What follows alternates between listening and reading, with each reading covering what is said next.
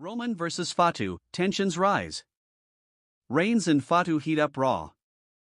Clash in Italy build-up explodes. Roman vs. Jacob, collision course. WWE rivalry reaches peak. What if the most dangerous thing about Roman Reigns right now isn't what he's saying, but what he's not saying? And what if Jacob Fatu isn't just stepping into a rivalry, but walking straight into something he doesn't fully understand yet? Because when you really look at what happened on the road to Clash in Italy, it doesn't feel like a normal WWE build-up anymore. It feels heavier. Slower.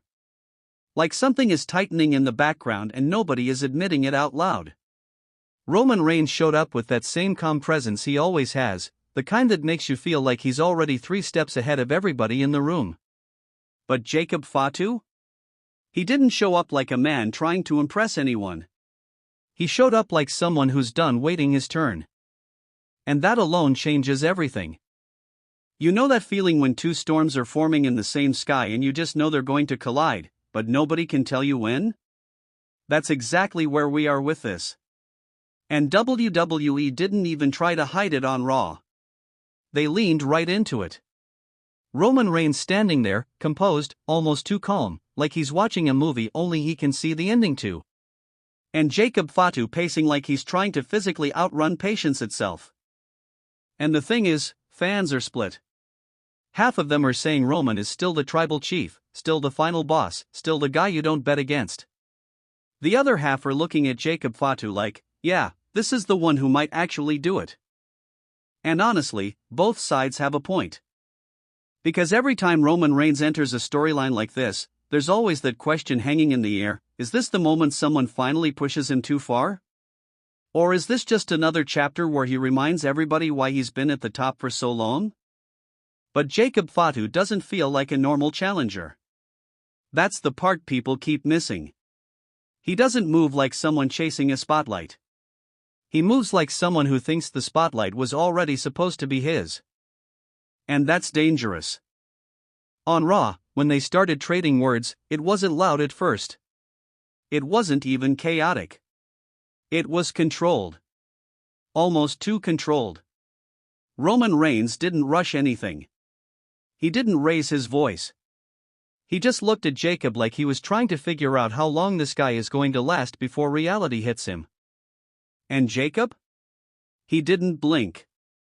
Not once. That's the part that had fans online losing their minds.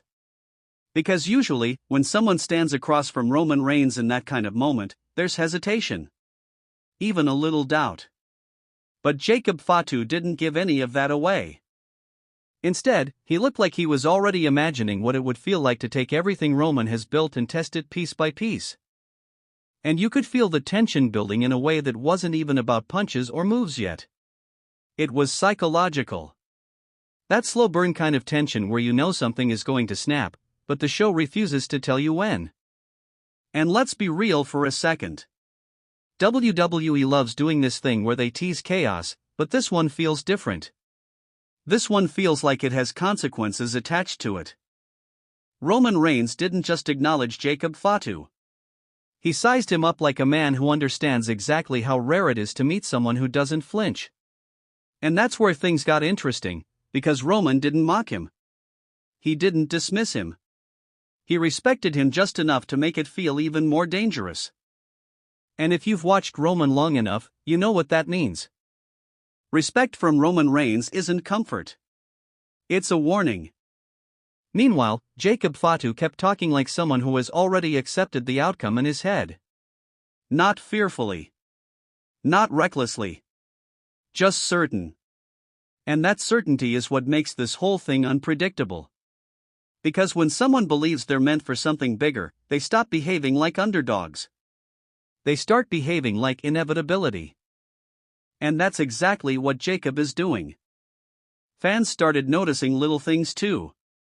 The way he doesn't react to Roman's stare.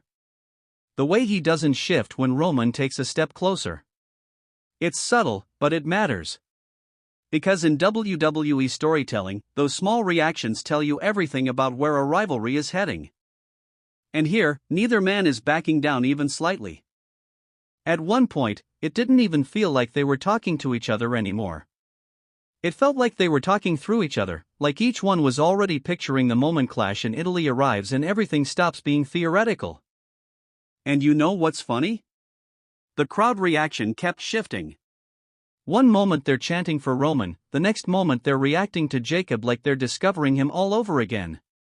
That kind of split reaction doesn't happen by accident. That's WWE realizing they've got something that can go either way depending on how far they push it. And honestly, if you're watching this unfold as a fan, you can't help but get pulled in. Because this isn't just about who wins a match. It feels like it's about identity. About legacy. About what happens when a man who built an empire meets someone who doesn't care about the empire at all. Roman Reigns has spent years building control. Every move calculated. Every presence intentional. Jacob Fatu feels like the opposite of that. He feels like controlled chaos wrapped in confidence. And those two things don't just clash, they detonate. There was even this moment, small but important, where Roman paused mid-response. Just a second too long. And fans picked up on it instantly. Social media exploded over it. Was it doubt? Was it calculation? Or was it Roman realizing this isn't just another name on a list? That's the thing about Roman Reigns. Even his silence feels like storytelling. Jacob Fatu, on the other hand, doesn't do silence the same way. When he stops talking, it's not because he's thinking. It's because he's done talking. And that contrast alone makes every exchange between them feel like a ticking clock. And now we're heading toward Clash in Italy, where all of this stops being words and starts becoming consequences. You know what's wild? The more this builds, the more fans are starting to argue about what happens after. Not even the match itself. What happens after? Because a rivalry like this doesn't feel like it ends clean. It feels like it spills over into everything else. And let's be honest. WWE hasn't been shy about letting Roman Reigns' storylines reshape entire divisions. So when someone like Jacob Fatu steps into that orbit, you don't just wonder if he can win. You wonder what he becomes if he doesn't. And that's where the mystery really sits. Because Roman Reigns isn't just defending a title or a position here. He's defending an entire era he built with his own rules. And Jacob Fatu isn't just challenging him. He's challenging the idea that any of that is permanent. There's a difference. And fans are starting to feel it. Even casual viewers are tuning in just to see what happens next because every segment adds another layer. Another stare. Another line that feels like it means more than it should. And that's how you know a rivalry is working. When even the smallest interaction feels loaded. And somewhere in all of this, you've got fans joking like, man, I wouldn't even stand in the same arena as these two without a helmet. And honestly, fair enough. Because the intensity is getting that real. But what makes it even better is that neither man is